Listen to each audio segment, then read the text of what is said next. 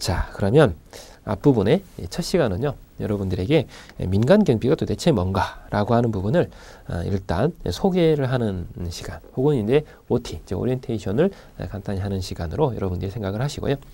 자, 그러면 교재를 보시게 되면 이론 파트 맨 첫 부분 총론을 막 시작하시게 되면 민간경비론에서 제1편 민간경비 총론이 나오고, 거기서 이제 제일 첫 번째 이론 파트를 들어가시게 되면 민간경비의 의의라고 하는 부분이 시작됩니다. 이 민간경비는 말 그대로 경비를 국가가 제공하는 것이 아니라 민간에서 스스로 해결하는 것을 가리키는 말입니다. 자, 그렇기 때문에 거기 제1절을 보시게 되면 이 민간경비의 민간과 국가와의 어떤 관계가 특히 문제가 되어지게 되죠. 그래서 여기서 이제 제일 첫 번째 여러분들이 알아두셔야 될 것은 민간에서 이렇게 스스로 경비를 한다. 그렇다면 국가는 도대체 무엇을 하는 일을 하는가? 이제 국가의 역할이나 기능 관련 부분들이 여러분들에게 간접적으로나마 영향을 미칩니다. 그렇기 때문에 실제로 기출문제가 많지는 않지만 꼭 알아두셔야 될 부분 중에 하나가 이 국가라고 하는 존재가 도대체 뭐 하는 존재인가라고 하는 겁니다. 우리에게 어떤 역할을 해주기 위한 존재인가라고 하는 것이죠. 그래서 여러분들 교재에 보면 제1절에 국가의 기능과 치안에 대해서 소개를 하고 있습니다. 여러분들이 민간경비라고 하는 것은 우리가 통상적으로 표현하면 보다 안전하게 우리의 삶을 영위하기 위한 하나의 질서 확립 분야와 관련이 됩니다. 그렇기 때문에 치안이라는 말이 안에 들어있게 되죠. 이 치안이라고 하는 것 자체가 바로 국가의 기능의 한 부분입니다. 그렇기 때문에 거기에 국가 기능을 보시게 되면 제1차적인 기능, 그리고 제2차적인 기능, 그리고 최근에 국가에 대한 여러 가지 추세들이 소개가 되고 있습니다. 제1차적 기능이라고 하는 것은 어차피 보호, 보장 기능입니다. 이 최소한의 우리가 삶을 살아가기 위해서는 우리의 목숨을 부지할 수 있어야 합니다. 그것도 우리가 질병을 걸리거나 그런 게 아니라 외부의 어떤 침입으로부터 우리를 보호해 주기를 원하는 것이죠. 그것을 위해서 우리가 국가라고 하는 것을 만들었던 것입니다. 그렇기 때문에 제1차적 기능이라고 하는 것이 바로 보호, 보장 기능이다. 이렇게 지금 소개가 되어 있습니다. 이 보호, 보장 기능이다라고 했을 때는 이게 두 가지 측면을 안에 가지고 있습니다. 그래서 여기서도 두 가지로 구분이 되어 있죠. 하나는 국가 자체의 어떤 측면, 또 하나는 국민이 가지고 있는 개인에 관한 측면, 이 두 가지로 구분이 될 수 있는데, 국가 자체적인 측면으로 봤을 때 국가 안보의 기능이 있습니다. 국가가 안전 보장을 해야 되는, 국가 스스로가 일단 존립해야 됩니다. 그게 이제 국가 안전 보장인 것이죠. 이 결과적으로 국가 안전 보장이라고 하는 것 자체는 국가의 구성 요소로 볼 수 있는 개인의 자유나 혹은 권리, 혹은 안전, 생명과 재산, 뭐 이런 부분들을 보장해 주기 위해서 외부의 어떤 침입으로부터 이렇게 보호를 하는 것을 우리가 가리키는 말이다. 이렇게 볼 수 있습니다. 이제 국가 안전 보장의 의미가 갖고 있고요. 그 다음에 치안 유지 기능이라고 하는 부분이 있습니다. 방금 전에 치안이라는 말을 소개를 했습니다만, 이 법과 질서가 일단 유지가 되고 안전하게 그게 보장돼야 되는 이런 부분이 있죠.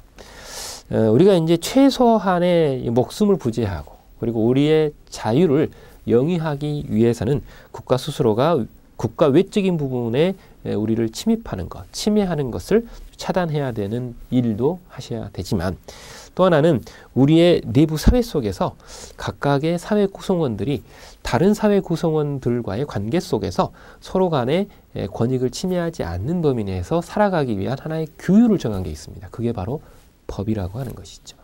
그리고 이제 그 법이 아니라 하더라도 윤리나 각종의 여러 가지 규범들이 존재합니다. 그런 규범들이 잘 지켜져서 사회 구성원 간에 서로 간의 권익 침해가 없도록, 혹은 기본권 침해가 없도록 살아가게 하기 위한 기능을 한다라고 하는 겁니다. 우리는 그렇기 때문에 제1차적 기능에서 보호, 보장 기능이라고 하는 것을 소개했었고, 그 보호, 보장 기능 안에 국가 안보 기능과 그리고 치안 유지 기능이라고 하는 것이 들어있습니다.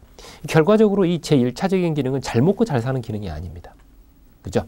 우리의 목숨을 부재하고 우리의 권익이 서로 간에 그나마 좀 침해되지 않고 우리가 서로 간에 살아가고자 하는 이런 부분이 들어있는 것이죠. 이 문제는 이 정도 가지고 국가의 기능이 다 됐다, 국가는 역할을 다 했다, 이렇게 말할 수 없습니다. 자, 이게 이제 그렇기 때문에 우리가 이제 두 번째 논의하는 게 제2차적 기능이죠. 제2차적 기능이 복지 기능이라고 하는 겁니다. 우리가 이제 이 중세 시대나 아니면 근대 법치국가 시대를 살아갈 때 가장 중요했던 것이 바로 우리의 자유, 그리고 우리의 생명이었습니다. 근데 문제는 그 자유와 생명을 이렇게 위해서 열심히 일을 하는 건 좋았습니다. 그런데 그때 당시에 특히 이제 초기 근대 법치국가 시대를 살아갈 때 우리의 경제 상황은 순수자본주의 사회였습니다. 그러다 보니까 우리가 뭐를 위해서 우리의 몸과 마음이 다 바쳐졌습니까? 돈을 위해서. 근데 문제는 그 자본주의의 최대 단점이 뭡니까? 빈부격차라는 거죠. 이 빈부격차가 너무 커져서 그런 부분들을 그나마 좀 이렇게 보완을 해줄 만한 제도가 필요하다. 그래서 수정자본주의 형태로 이렇게 변화해 갑니다. 그런 것처럼 우리가 이렇게 그래도 최소한 밥 먹고 살게는 해줘야 될 거 아닙니까? 라고 하는 이게 이제 또 문제가 된 거죠. 그죠? 이런 것들이 이제 우리가 사회적 기본권이라고 하는 이런 형태로 보장이 되어지기를 바라는 그런 상황이 됐습니다. 그래서 지금 현재 여러분들이 누리고 계시는 아마 교육, 의무교육이라고 하죠. 이 교육도 이제 최소한의 교육을 시켜줘야 되기 때문에 의무교육이라고 그래서 교육도 시켜주시고, 그 다음에 사회보장제도라고 하는 형태가 지금 도입이 되었습니다. 그래서 지금 현재 이 강의를 듣는 분들 중에는 일정한 직업을 가지고 계시면서 또 하나의 자격증을 따기 위해서 하시는 분들에 있어서는 이 4대 보험 같은 이런 보험이 아마 들어갈 겁니다. 그죠? 의료보험, 무슨 이 고용보험, 네, 그죠? 이런 것들이 이제 4대 보험이 다 들어가는 이런 직장을 가지고 계시는 분도 있을 텐데, 그런 분들 같은 경우는 그 노동이나 이런 부분들에 대한 일정한 권리, 이것도 있습니다. 그리고 이제 그에 따른 여러 가지 보험제도들이 지금 현재 국가가 운영하는 것들이 들어와 있죠. 그래서 이제 가장 우리가 많이 익숙하게 듣는 것이 의료보험, 연금보험 같은 이런 내용들이 들어오게 됩니다. 자, 바로 그런 부분들이 도입이 된 이유가 뭡니까? 아무리 이렇게 몸을 가지고 이렇게 노동을 통해서 살아가는 사람들이라 하더라도 최소한의 밥 먹고 살고 최소한의 인간으로서 살아갈 수 있는 부분을 우리가 국가가 해줘야 되지 않겠는가. 그게 바로 제2차적 기능인 복지 기능이라고 하는 겁니다. 그래서 이렇게 이제 제1차적 기능은 우리가 이제 목숨을 부재하고 자유와 아니면 안전을 최소한이나마 우리가 확보하고자 하는 그런 기능을 국가가 해줬던 거고, 2차적 기능은 복지 기능으로서 공동의 복지 활동, 그래서 최소한의 인간의 삶을 살아갈 수 있게 하기 위한 여러 가지 조건들을 국가가 받쳐주는 이런 기능들을 우리가 했던 겁니다. 근데 오늘날 보면 이런 복지 기능에 있어서의 바라보는 측면들도 많이 변화하고 있습니다.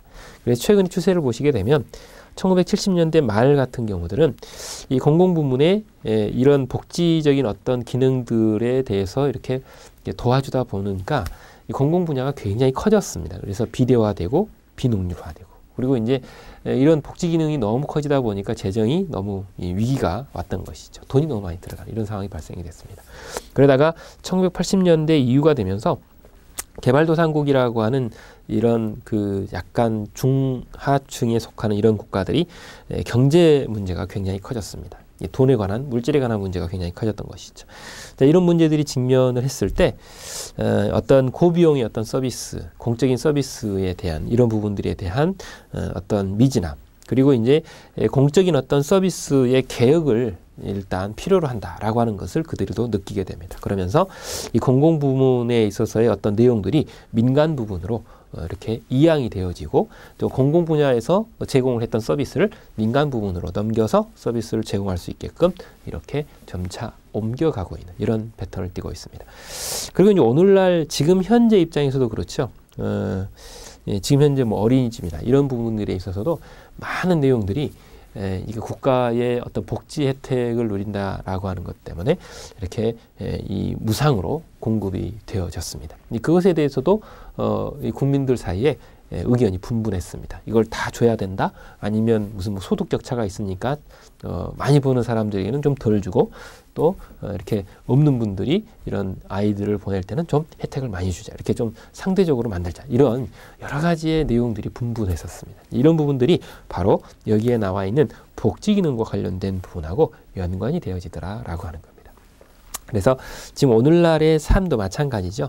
어떤 공공 분야가 어떤 그런 개혁이 미진할 때 개혁을 이렇게 채찍질하고, 또 그런 부분들을 민간 부분으로 인양을 시켜보고, 근데 민간 부분이 이양을 시켰더니 비용 분야가 너무 많이 들어갔을 때는 그 분야에 대해서 공공 분야가 또 이렇게 뒤에서 재정 지원으로 보조를 해준다, 이런 형태로 흘러가는 형태를 띠게 됩니다. 그래서 뭐 국가 기능이 시험 문제가 많이 나오진 않지만 여러분들이 이 민간 경비라고 하는 것이 그냥 민간 경비를 하는 사람들에 대한 이론 분야만 들어 있어서 그것만 외우면 되는 거다라고 하는 생각을 여러분들이 약간 좀 늦추시라고 설명을 좀 길게 했습니다. 그래서 여러분들이 이런 국가의 기능과 실제로 여러분들이 지금 현재 시작하려고 하는 민간 경비라고 하는 것이 상당한 관련이 있다라고 하는 것을 알고 계셔야 됩니다. 특히 이제 민간 경비는 방금 전에 설명드렸던 80년대 이후에 공공 분야가 민간 부문으로 이양되어가는 과정 속에 상당히 크게 이슈가 됐었던 부분 중에 하나이죠.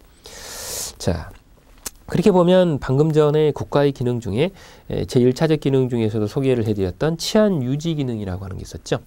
우리가 이 법과 질서 속에서 우리의 삶을 보다 안전하게 영위하고자 할 때 그 치안 유지를 해주는 그 기구들이 있습니다. 그런 것들이 어떤 게 있을까? 위에 보면, 밑에 보면 이 치안 유지 기구의 유형이 소개가 되어 있습니다. 거기 보면 공적 치안이 있고 사적 치안이 있고 혼성적 치안이라고 하는 게 있습니다. 이 공적 치안이라고 하는 것은 순수하게 국가가 제공하는 치안입니다. 가장 대표적인 조직이 바로 경찰이죠. 그래서 앞에 소개해드린 것처럼 민간 경비하고 경찰은 상당한 관련이 좀 있습니다. 그리고 그것에 대해서 이제 수사나 이런 부분들, 그리고 지휘와 관련된 부분이죠. 특히 이런 것과 관련이 된 부분이 바로 검찰입니다. 그리고 이 교도소나 아니면 교정을 맡고 있는 교정기관들, 그리고 이제 기타 이것이 아니라 하더라도 형사사법기관들이 있습니다. 보호관찰소나 아니면 여러 가지의 어떤 치안 유지를 위한 여러 가지 기구들이 있죠. 이것에 대해서 이제 사적인, 순수한 의미의 사적인 치안이 있습니다. 그게 바로 지금 여러분들이 배우시고 계시는 민간경비 산업입니다. 민간경비 이외에도 여러분들이 이제 각 지역마다 보시면 자율방범대라고 하는 사람들이 활동을 합니다. 이런 것도 이제 순수 자원봉사 조직이죠. 그리고 이제 언론이나 방송도 그 매체를 이용해서 간접적으로나마 치안 유지에 공헌을 합니다. 그래서 이런 것들이 이제 사적 치안이다 이렇게 말할 수 있습니다. 그 다음 혼성적 치안이라고 하는 용어가 지금 현재 소개가 됐습니다. 이 혼성적 치안이라고 하는 것은 위에 소개되었던 공적 치안과 사적 치안이 서로 혼합이 되는 성질을 갖고 있는 것들이 있어요. 그런 것들 중에 가장 대표적인 것이 청원경찰입니다. 이 청원경찰 같은 경우들은 우리나라에만 있는 아주 특수한 제도 중에 하나입니다. 그래서 이 청원경찰은 지금 법이 아예 별도로 구분이 되어 있죠. 청원경찰법이라고 하는 법이 구분이 되어 있습니다. 그리고 청원경찰이 어디에 소속되어 있는가, 즉 은행이나 이런 민간업체에 소속되어 있는 청원경찰과 국가 또는 지방자치단체에 속해 있는 청원경찰 간의 지위가 사실은 약간 좀 차이가 납니다. 같은 청원경찰법에 속해 있다 하더라도. 자, 문제는 이 청원경찰이 이 공경비와 혹은 민간경비의 중간 지점에 있는 아주 애매한 어떤 성격을 갖고 있는 이런 조직이다라고 학자들도 동일하게 이야기를 합니다. 그래서 이 청원경찰을 결과적으로 우리나라가 경찰 인력이 부족했을 때 어떤 조직의 어떤 중요 시설이나 이런 부분들을 보호할 목적으로 만들었던 것인데, 그게 지금까지도 이렇게 쭉 이어져 오면서 이게 중간 지점을 아직도 점하고 있는 이런 상태입니다. 그리고 이제 민간경비를 하더라도 조금 특이한 민간경비가 있습니다. 그게 바로 특수경비 있죠. 일반적으로 우리가 말하는 국가 중요시설과 관련된 부분들을 맡습니다. 이것도 청원경찰을 이게 대체할 수 있는 조직인 건 맞습니다만 아직까지도 대체를 함부로 시킬 수 없게끔 지금 현행법이 되어 있죠. 그래서 지금 현재로서는 혼성적 치안이라고 우리가 말할 수 있는 것은 여기에 나와 있는 청원경찰과 특수경비원이다. 이렇게 볼 수 있겠습니다. 그래서 지금 여기서 보시다시피 이 국가라고 하는 것과 사실은 이 민간경비가 과연 어떤 의미를 갖고 있는가, 혹은 민간경비의 위치가 치안 유지기구 중에 어디에 속해 있는가를 보실 필요가 있다. 이렇게 보시면 되겠습니다.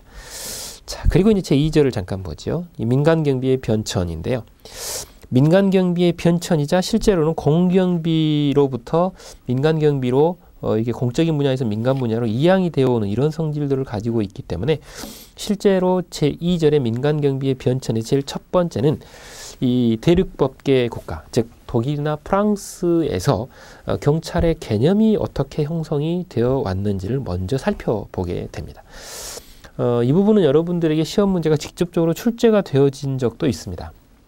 그렇기 때문에 주의를 상당히 하셔야 되는 분야 중에 하나인데요.